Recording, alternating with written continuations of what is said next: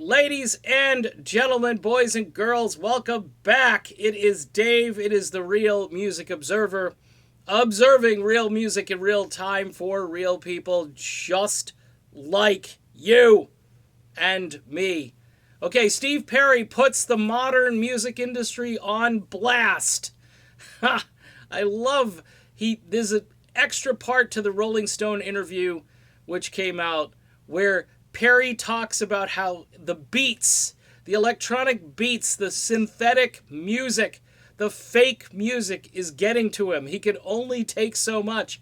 Apparently, he was in either a radio studio somewhere or an interview somewhere. I don't know if it's related to this particular article, but I guess there was music playing, and it was all of this stuff that you hear when you go into a trendy store in the mall.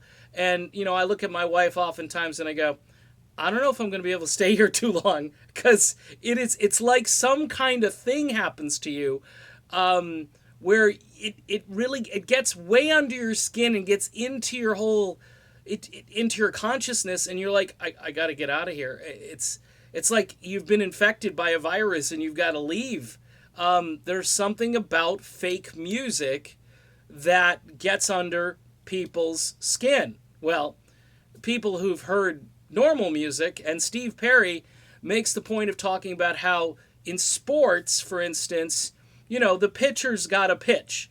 He doesn't have auto-tune on the ball, However, we could get into a discussion of steroids, and that could also dovetail into, hey, those little substances, where one pill makes you larger and the other pill makes you small. God bless Grace Slick. It still made her sing like a bird. And, those vocals were still coming out of her mouth and they weren't computer generated. So, I guess you can make an argument that there is a little bit of substance usage which enhances performance. Certainly does some crazy things to songwriting. But I love this article because Perry basically calls out the music industry as far as the auto-tune, the synthetic beats, and how it literally annoys him and how he can't spend too much time around that kind of music. One thing we could say about Trace is very organic record.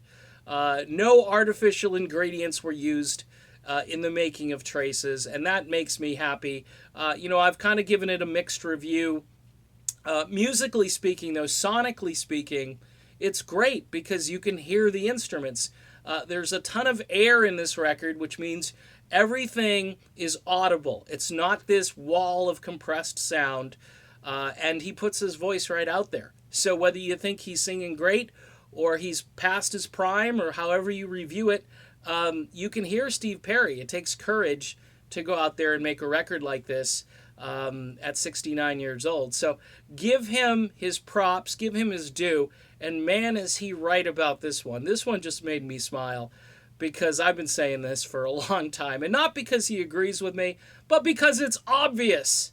Real music is dying, and it's a lost art form, and it makes me not want to shop at like the Gap or whatever, because when I walk in there, I'm going to hear this music, and it's going to make me just want to leave.